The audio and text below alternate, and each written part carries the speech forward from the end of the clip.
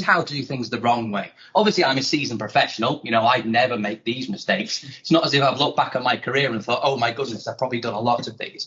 But what I'd like to encourage you to do over this session is not only be honest with yourself, be honest with others as well, because that's what we're here to do. We're consultants. We can share knowledge. We can learn from each other. But at the core of that, we can be honest with ourselves. So I think if we're all cool with those as rules, I can invite you into the 7 sins of product management. So what I want to do is I want to take you on a journey. And I want to take you to potentially a late October night. So this is where you are. You're sitting in a dark room. Maybe you've got a movie on and your phone goes off. Now, at that point, it's 2 things. Number 1, have you got any money? Or number 2, it's a friend asking you a question. So potentially these questions came through, 10, 11 o'clock at night. You know the kind of questions. What are you doing? Have you played Call of Duty yet? Where's this? But this question it hangs in the air. And that question is, what are the 7 deadly sins? What do they comprise of? So people in the wider Brendo universe and people sitting here, would you shout some sins out? Come on, think about these in the truest sense. What are the 7 deadly sins? Shout them out if you know. Gluttony. Correct. Wrath. Murder. I'll see if we're going to do the chat as well.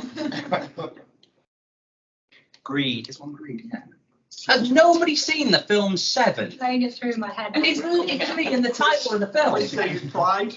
Pride. Okay. What's in the box? Envy. Lust from Scott. Yeah, it's good. Wrath from Rowan. Well, let's see what we've got. Lust. Ooh. Gluttony. Greed. Sloth. Wrath. Envy. My personal favourite, Independence Day Resurgence. It's one of the worst sequels of all time. That's a lovely little kind of input for movie fans. No, people at home guessed it right. It's Pride. So you've been asked that question. Now you've kind of seeded yourself with, I've got an idea of 7 deadly sins. But your friend doesn't quit there. They keep coming with the questions. And they ask you a question that I think that everyone's pondered, but nobody's really gone into. One of the biggest factors that's forgotten in product development is the human element. Remember that we work on instinct. Instinct intuition can be both incredibly helpful and devastating when we look to balance these traits that ultimately lead to best practice. So they're fulfilling their questions, they're asking you things, and they're trying to bombard you with logic. But then they put the killer question in. If my mouse will work. Why do we do anything?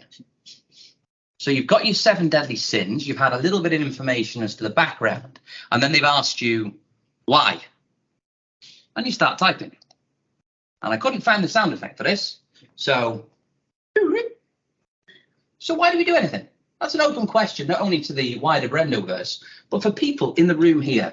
Why do we do things?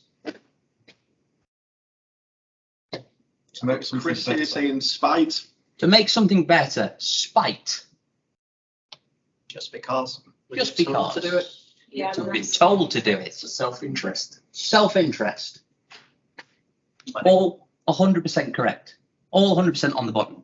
Because remember that we are human beings. We have a human element behind us. We do things because we've got shared goals, aspirations to help everybody, save the world, improve life. Woo!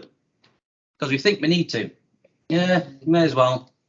Material reasons, wealth, notoriety. Unconnected, anyone got 20 quid? No? Okay, fine. And morality, people who don't do things are perceived as lazy. But then there's that certain element, that rogue element, evil, bad deeds, bad times.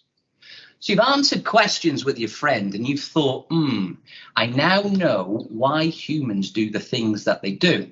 And the real answer is because they are human. So how do we apply that to product management? See, I am kind of coming back to the original topic. I thought I'd take you on a bit of a journey first. Well, we look at 7 different things that are common mistakes in product management. And now we know that we're all human, we can find out how to avoid them. Confusing customer wants and needs with product requirements. The customer is always right. Who agrees with that? Customer. Great chat. Fantastic. Is that the right way to address product development or user requirements or initial scoping? Is the customer always right. And you've been taught that for years. The customer is always right. You know, they want things. I need something to make my life easier. It has to be compliant with GDPR and other legislations. It has to be bright blue with at least 5G connectivity. How many times have you sat in those kind of initial ideation scoping sessions and you've heard things? And let's be honest, and this is where I'm honest with you, how many times have you gone, yeah, sounds about right, I'll just write it down. Be honest. Yeah, I think everyone's done it in the room, haven't they? Yes. Tons and tons of people at home. This is not bad by any sense of the word, not doing anything bad. It's just to show that because we're all humans, we've all interacted with this sin. The most interesting part is, though, is that when it comes to the customer, the product person really wants that customer to be happy. That's what drives us in the day. They'll talk to the customer and formulate a list of everything the customer wants and needs from the product. We call it gathering requirements, ideation, scoping, refinement. The interesting part is, though, is the customer doesn't always know what they want or need, or in fact, whether or not it's possible. How many times have you been sat in the room with stakeholders? I want a time machine. When do you want it? Today. Can you knock that up by 5 o'clock? Because I've got somebody who'll buy it. Since customers don't necessarily know what is possible or what their true needs are, they rely on product people to inform them, you know, whether they know it or not. So we are kind of guiding hands and guiding principles. Product people should always rely on value as their compass, guiding and shaping that journey. And we should always stay true to that value. As easy as it is to go, yeah, all right, I'll put it in the requirements. It's fine for you to have. Always question. Sin number 1. Confusing yourself with the customer. I want it, so it's happening. Be honest. You ever been in a project or sat on a product meeting and thought, you know what, I really like this. I'll sneak it in. Or someone else is doing it. Have you gone, oh, a cool one has a flashing light. I like cool stuff, so ours should have that too. Yeah, I've done my research. Yeah, this has got it. I like that. I've been doing this for 10 years. I'm right. Yeah? Doing it for 11 and a half. I'm always right. I prefer fish over chips. It's that fish. Who likes fish, by the way? Yeah, yeah, seafood. It's cool. But why are you sticking it in? You're not the customer. They might like something completely different. It might be a completely different use case. It can be very easy to consider yourself the target customer. When you're in that mindset, this is always a bad idea because you never want to consider yourself as a proxy for the customer. We apply different standards to what we want than what the customer wants. Do you know why? Because you're human. For example, you might be able to use and learn new software. I'm techie. I love things that light up or the latest phone or something like that. Because you work in the tech field. However, the target customer may not be that technologically advanced and great difficulty using that product. He or she might find it confusing and overwhelming. This means that the product is unusable. But that's cool, right? Because you like it and you've sold it and the stakeholders have bought in. Not so much. It's important that product managers put the products in front of the target audience and that the product manager listens to their responses. And how many times have you heard an opinion that you don't like? And how many times have you had that internal battle with yourself and gone, do you know what? I'll put it in the release and don't quite feel it, but I won't challenge it. So this is why product management teams should utilize usability testing. See, big words. I read the book and everything. Mistaking innovation for value. So it does all that too and cool. And this is where I'm going to invite you to buy something. Who likes buying things? Me, I love buying loads of things. Hopefully people at home like buying things as well. So I'm going to go into salesman mode. I'd love to sell you a phone. Do we like the way that this phone looks? We like it? Yeah, people at home, do we like it? It's very, very cool. It's nice, it's sleek, beautiful design. Ooh, blue. Do you know what I'm going to do? I'm going to baffle you with science. So I'm going to go, innovations. Ding. Yeah. I'm going to tell you that when this phone was released, it was the first phone in its class with USB-C connection. Connection is standard now across the European Union. It's the first dual curve display, allowing it to be 2.2 millimeters narrower than its predecessor. And it also had a simplified camera UX that was more seamless and clean and made it capturing important moments easier than ever. Have I started swaying you over? Do you want to buy this phone? I'm having some nods, I'm having some shakes. I think somebody probably knows a few things about this phone, but do you know what? I'm going to enlighten you further when my Mouse catches up. A 5.7-inch Quad HD dual-edge Super AMOLED processor with a Snapdragon 820 something, 14 NB processing RAM, 4 gig storage, 64 gig UFS 2.0. So I'm going to sell you that phone for the princely sum of £699. I'm going to give it to you on contract for £32.99 a month. Who wants to buy it? Shane's in. Anybody on the call? Do they want to buy it? Anybody in the room want to buy it? Now tell me why you don't want to buy it. Is it because of the elaborate lead up and the theatrics? A little bit. Well, if you didn't buy it, you'd be 100% right. Because the phone exploded, it went on fire and, burnt some stuff and, some poor lady's house went on fire and the sofa went on fire. And it was the only phone of its kind to actually be banned on air travel. And that's one of the reasons now that we have to disconnect battery packs and things like that. It was a Samsung Note 7. So innovation is fantastic, but it has to be done in the correct terms. And things are not necessarily good. Things have to be refined and thought about. But with innovation comes specification. How many times have you sat there on a call and a very technically astute person has gone, here is the specification for a product. Here is this wonderful technical thing. And you've gone, ooh, yeah, wonderful. So we're going to do a quick experiment. Looks complicated, must be good, right? Number one, this. Number two, this. Quick show of hands in the room. Which is the most innovative and technically correct out of these two products? And at home, people can guess this as well. No tricks. It is what it is. So what has been designed correctly and specified correctly? Our hot dog or our time machine? Chris seen 2 so far. Looks like Two? Scott seen 2. Two. Yeah. Two? I'll go 1. Gonna go 1? Yeah. 1? Gonna be an outsider? You might be wrong. Well, if you'd gone 1, you'd have been correct. Because that was the initial design of the catalytic converter, something that's widely used on any petrol and diesel car ever created up until this point. A sleek, innovative, specified design that only looked at the kind of structure of the whole piece. It also looked at specifying the right materials to strip out the noxious gases, all that horrible stuff that comes out the back of cars. Number 2 was one of the most highly specified but poorly thought specifications of the 20th century. Google Glass. Cool thing sitting behind a pair of glasses. But nobody thought, number 1, you're going to have a big hot battery next to your head. And number 2, can I actually walk around with a camera strapped to my face and look at other people legally? Impressive specifications. Not really when it comes to specifically impressive products. Mistaking adding features with improving products. Wow, it does all this too. How many people in this room have put lots of features into things and gone, whoa, this release looks amazing because it does like 500 different things? Yeah. And how many people have sat in rooms with stakeholders and gone, so you want it to do that, and that, and that, and for the POs in the room, so the developers are going to have to do that, and they have to do this now, brilliant. So it does 8 million things without any form of research. Yeah, I'll do it. Yeah. So we're all guilty of this as a sin, but there's varying levels of this. Who owns a Fitbit? And I'll even name the brand. Who owns a sport wearable?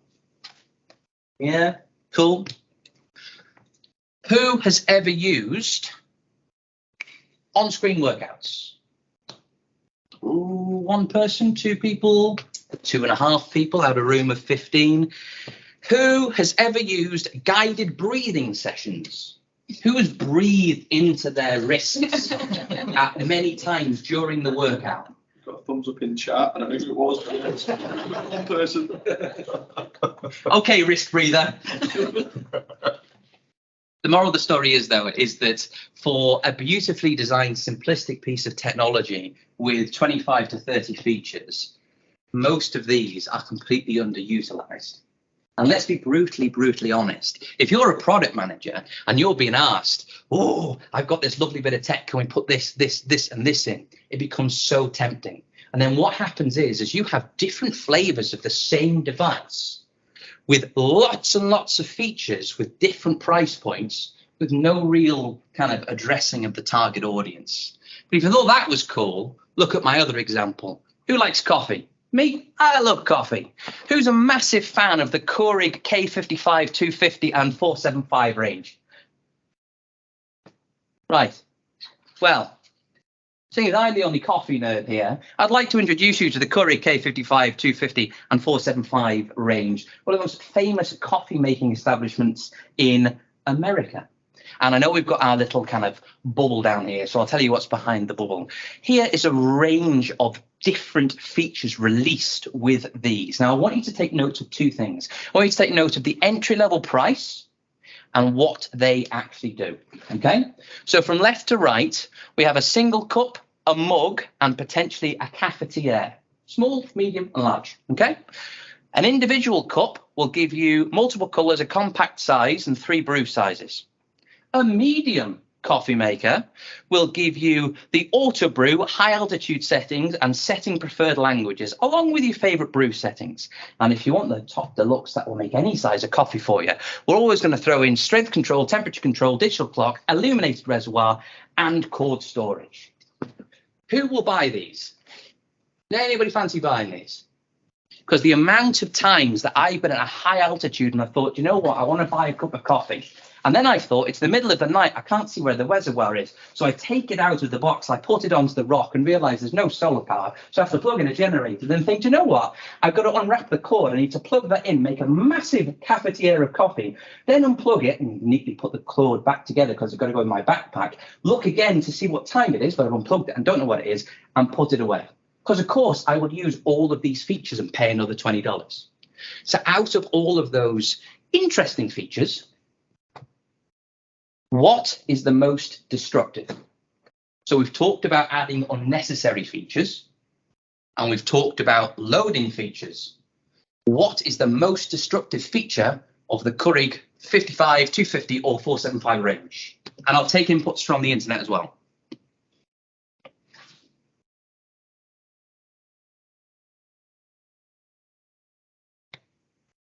Now, if I give you a clue, the most destructive feature of the entire range isn't any of these ludicrous features. They're all completely cool. The most destructive feature is this.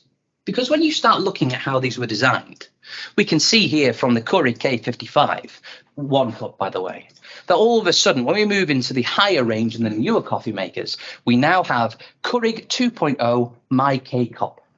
And what Keurig 2.0 did was a wonderfully beautiful and amazing design. Fans of Robocop will really like this. Because when the Keurig 2.0 initially came out with a new system for making coffee, they came equipped with a new process of pod scanning that locked out pods that came with unlicensed third parties. Mm-hmm. Fantastic. So now you've bought a very expensive coffee making machine that you can use up a mountain, but you can only use the pods that the actual company that makes the coffee machine makes. However, these machines were swiftly discontinued in 2019 after incredible consumer backlash. No surprise there. Every current Keurig model is now back to the original system of allowing the K-Cup pods to be used. So the 2.0 models are now the most advanced products in the marketplace. And I've actually made a few more on the back of it. So the moral of my story is that we have loaded all of these wonderful features into a product. And that one feature that you let sneak through, that one feature that you went, you know what, sounds like a lovely idea, and does beautifully kind of correspond with greed, let's be honest, was the downfall of the actual system. But if it's not just me saying it, who else says it? So if we look at Pendo, so Pendo operates a platform that helps product teams with insights Wonderful company. You can research these as fantastic company. User comms and user guidance. So currently 850 companies, people like Salesforce, Cooper, Gainsight, BMC, Sprinkler. So yes, Pendo has access to a large amount of data. And what they basically said is that there are only certain amounts of features that are used. So putting work in a recent project, the company found that about 80% of typical features in typical cloud software products are rarely or never used. So the conclusion in some of their research is that about 29.5 billion has been wasted on research and development of unnecessary features. And how many features do you think that they put through in that 29.5 billion that were potential coffee machine enders for the various companies? Jim Johnson, the legend, the man, the myth, the person who started the 45% rule, states that 45% of product features aren't usually used. Now, let's be completely clear. This research was on 4 internal products. But all of this points to adding unnecessary features equals bad times. So when we're thinking features, we now need to think, what true value would that feature really add? So we're almost at the end of our sins, but we've got a few more to go. Mistaking a complete product with a sellable product.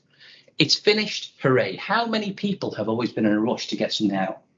You know, and I'll talk to the product owners in the room. How many people have wanted something to go out to show that they have done something? How many people have gone into a boardroom and gone, it'll be out next week. It's okay. Yeah, don't shout at me. It's fine. Is it complete? Yes, it's finished. It's done. We done? Yeah, no more money on this? Yes, 100% customer satisfaction and 5 million % rise in NPS? Yes, of course. But if you ask yourself, what is a finished product? You start getting questions. Is it the final version? Do I need to do an update? I like the other version better. Because the easiest thing to do is kind of push something out and confuse a complete product, something that is deemed as fully workable in a way, with a sellable product, something that people actually buy and use. And this one I find is always down to kind of interpretation. And for this, we look at technical releases. So everyone's got a phone, hopefully in the room. We know what Android is. We know what Windows are. We know what Apple devices are. If you ask people if they think that they have a complete version of something on their phone, they're always going to go, yeah, because it does the things that they want. But the reality is behind the scenes, Android will have 3 releases a year. Windows have 3 releases a year. Apple have 10 updates per year. Are any of these ever finished? No, because you have to define what your version of finished is. And you have to think about what you can put out and what you can tell the customer and user. So you can release an MVP. It's there to drive adoption. Not a finished product, but you can put it out there because you're going to learn from it. You can sell a first version of a product, then let's make some money while we're at it. Let's understand and make some revenue. Customers do prefer different versions of variants of a product. So if you're releasing something and you're telling people to finish and be nail in the coffin, it's finished, have you almost kind of shot yourself in the foot because you can't iterate and evolve? You don't have to start from scratch if something already exists that fulfills those requirements. How many times have we seen duplicate or triplicate products released that could have been iterated instead of the money wasted and pushed out? Stop thinking complete, start thinking iteration or release. And this language is massively powerful to stakeholders because stakeholders have a tendency to go, it's finished, right? And it's done. You can explain this is an iterative process and they'll only get gains, you know, kind of positivity and almost kind of a higher return on investment because it's an iterative cycle. It becomes a far easier conversation. Is my mouse going to work or has it died? No. Confusing product launch with success of vanity versus value. And now we get into almost kind of our envious, you know, looking in the mirror and loving it. So there's lots of things that we can measure products by. And I love a good statistic. One of my favorite statistics is that 75% of statistics are usually made up. That's my favorite one. But there's so many things that we in the kind of product area can, you know, tag to measurements. But there's only some that are valuable. You know, there's tons and tons of different things that we can layer on. So what I want you to do very, very quickly, as we've only got 10 minutes left, is I want you to look at these and I want you to tell me what is a vanity versus value. So let's go for value. Which of these metrics actually mean true value to customer? Shout them out. Usability. Usability.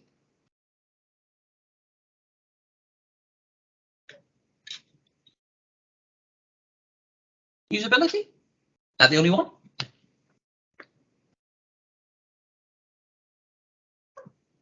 On time. Yeah. On timing sometimes. You just made a very interesting point there. Some scenarios. Any shout outs from the group? We've got Chris saying sampling feedback. Cool. Fantastic. The truth is that if you use value as your compass, you can very quickly split these down. Of course, usability is going to be valuable. On time can be considered vanity in most causes because, again, it's been pushed. There's a wonderful tendency to get something out of the door, and it's lovely to show that it's on time. But if it's on time and a massive buggy release with lots of issues, then you've almost kind of circumvented yourself. CSAT is a great measurement. Do customers like it? Of course they do. On or under budget and all features released at once. So two of the most, I should say, vain metrics that are always kind of released together. And it's something as product managers, we can very, very nicely show the board or show people of importance that we have done these things. But in reality, was the customer satisfied and did it do what we initially set out to do? Questionable. More than one-time usage is always a great stat. Did you know that Facebook has one of the worst usage amounts? They have more than 4.6, I think, billion usages. The problem is, though, is that they're one-time deals. So imagine all the people who've used that product once and gone, it's rubbish. So easy to kind of fall into the trap of one-time usage. Someone has put a number, but you haven't understood their feedback. NPS, obviously a great value driver. Beating the competition. How many times have we seen products released that are either playing catch-up? I think there's people in this room who've been through the motions, certainly people potentially with logistics or supply chain backgrounds who've played catch-up with other suppliers in the space. Why do we look to kind of beat them or catch up with them? Why don't we just exceed them in better ways by understanding the customer? Obviously, focus groups and sampling are a core value strain, but uniqueness is usually kind of blended in with something that's amazing, like Google Glass, the example that we've seen. But because it's unique, does that make it valuable? Usually not. Brand synergy and brand loyalty as well. If it generates some kind of, connection with the user and repeat business, we've hit our value strains. So there's tons of different traps that you can fall into as far as value and vanity. One of the other words that's always bounded around is advanced. This is the most advanced thing in the world. Well, the most advanced phone at the time blew up, and the most advanced technological glasses didn't sell. So always be mindful of the word advanced when you're looking at usability metrics. So in a roundabout way, we've now dived through 7 different scenarios of 7 sins that you can commit in the product world. But there's an easy way to combat it. You can do it, you can learn from this, but you can always look kind of inside yourself and kind of introspectively and retrospectively across your careers. Recognize that you've made these mistakes and be honest with yourself. I've made all of these and I've come to terms with it. And I feel that as product people, if we kind of learn from our mistakes and we understand what we've done, we will always improve.